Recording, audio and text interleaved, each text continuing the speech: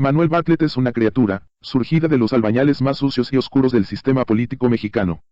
López decidió incluir a Bartlett en su futuro gobierno porque es un experto en fraude electoral, pero sobre todo en protección y fomento al narcotráfico, en tortura, en asesinato y en persecución de la prensa crítica.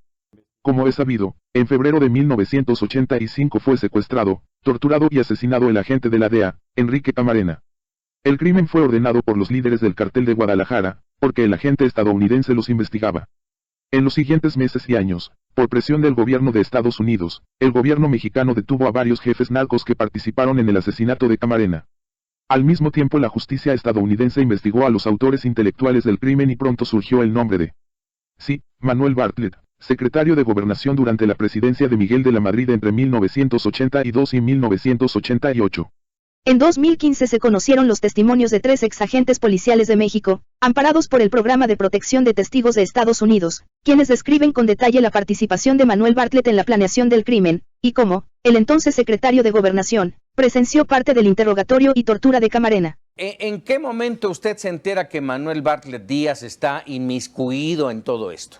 El día 6 de febrero de 1985, un día antes del secuestro, yo lo vi en la casa de Caro Quintero, ubicada en la avenida Hidalgo 2265, en el sector Juárez. No hay duda sobre la veracidad de los testimonios de estos 3 ex policías.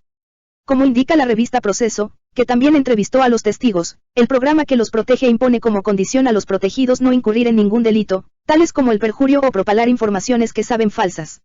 De otra manera los testigos perderían la protección e incluso podrían ir a la cárcel. Pero el testimonio de los 3 ex policías no es el único.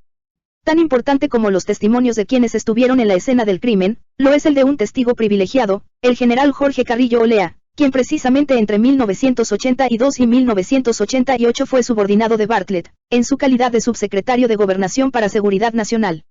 En entrevista concedida al seminario Proceso en octubre de 2013, Carrillo Olea señaló a Bartlett como protagonista del secuestro y asesinato de Enrique Camarena. Carrillo Olea no es, para nada, un adversario de Andrés Manuel López Obrador. Este acaba de admitir que durante su campaña electoral contó con el apoyo del general y que le ofreció un cargo en su gabinete, pero Carrillo Olea declinó la invitación. La pregunta obvia es por qué Bartlett quería secuestrado, torturado y muerto a Enrique Camarena. Y la respuesta es la misión que a Bartlett se le había encomendado de proteger al cartel de Guadalajara.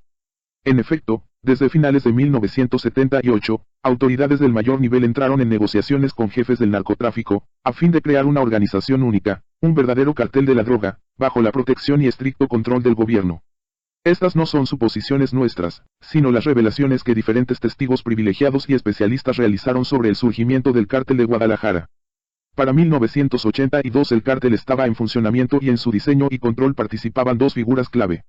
José Antonio Zorrilla Pérez, que fue nombrado titular de la Dirección Federal de Seguridad, DFS, la policía política del régimen, y Bartlett, quien era el secretario general del PRI y quien coordinaba la campaña electoral de Miguel de la Madrid a la presidencia de la República.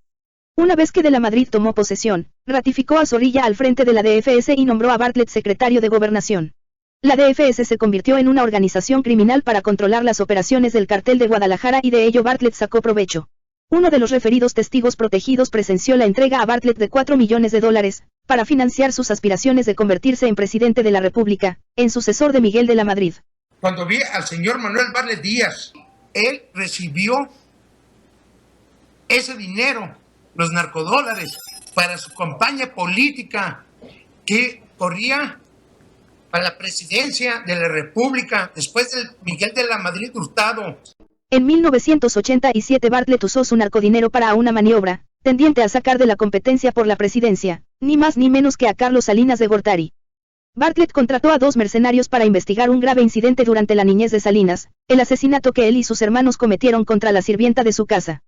Con los datos obtenidos, los mercenarios José Luis González Mesa y otro sujeto escribieron el libraco titulado, Un asesino a la presidencia.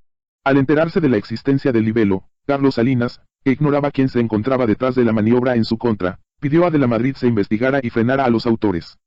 Y de la Madrid encargó la investigación a Manuel Bartlett, su secretario de Gobernación. Este a su vez ordenó la investigación a la Dirección General de Investigación y Seguridad Nacional, organismo que vino a sustituir a la DFS y que es el antecedente del Centro de Investigación y Seguridad Nacional, CISEN. Al controlar la investigación de la maquinación que él mismo había urdido, Bartlett engañó a todos. Bartlett reportó a Salinas y a De la Madrid que quien había patrocinado el libraco era Joaquín Hernández Galicia, La Quina, el líder del sindicato petrolero.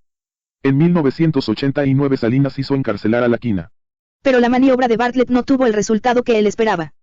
Salinas fue postulado a la presidencia de la República por el PRI y entonces trató de subirse al carro del vencedor. Y su boleto de acceso fue el fraude electoral. Como secretario de Gobernación, Bartlett al mismo tiempo presidía la Comisión Federal Electoral, responsable de organizar la elección de 1988. No hay evidencia de que la elección haya sido ganada por Cuauhtémoc Cárdenas y perdida por Salinas. El propósito del fraude fue que la diferencia entre el ganador, Salinas, y el segundo lugar, Cárdenas, fuera mayor a la real. De este modo Bartlett obtuvo un lugar en el gobierno de Salinas, como secretario de Educación Pública. Después, en 1993, Salinas haría a Bartlett gobernador de Puebla.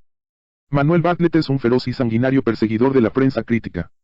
Según reveló el fallecido periodista Julio Scherer, fundador de Proceso, en 1983 su revista se disponía a publicar un reportaje sobre las presiones de Bartlett como secretario de Gobernación para que el gobierno de Venezuela deportara a familiares suyos, cooptados por una secta religiosa. Entonces José Antonio Zorrilla, director de la DFS, buscó a los directivos de Proceso y les dijo: esto le podría pasar a sus familias, mientras orillaba un vaso con un refresco en una mesa, hasta que cayó hecho añicos. Ante la amenaza, el reportaje no se publicó. En mayo de 1984 en la Ciudad de México, fue asesinado el periodista de izquierda Manuel Buendía. En 1989 fue detenido José Antonio Zorrilla, exdirector de la DFS, quien en 1984 estaba bajo las órdenes de Bartlett, como autor intelectual del asesinato, y fue sentenciado a 29 años de prisión. Pero los compañeros de Buendía nunca han aceptado la versión oficial de los hechos y señalan a Bartlett como el verdadero autor intelectual, porque el periodista había descubierto la protección al narco y la empezaba a develar. ¿Quién estuvo detrás del asesinato de Manuel Buendía? ¿Qué hizo usted inmediatamente después, además de mandar sacar los archivos de la oficina de Manuel Buendía? ¿Qué quería usted saber, señor Bartlett?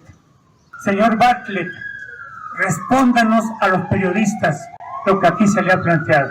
En 1986 Bartlett desató una persecución contra el periodista Mario Sojo, hasta despojarlo de la revista política Impacto, que para entonces era la de mayor circulación. El pecado de Sojo fue criticar a Bartlett y apoyar las aspiraciones presidenciales de Alfredo del Mazo, miembro del gabinete de Miguel de la Madrid. En febrero de 1986 falleció el exgobernador de Yucatán y periodista Carlos Loret de Mola Mediz, quien fue abuelo del conocido conductor de Televisa Carlos Loret de Mola y padre del también periodista Rafael Loret de Mola. La versión oficial es que el exgobernador había fallecido en un accidente automovilístico en una carretera del estado de Guerrero.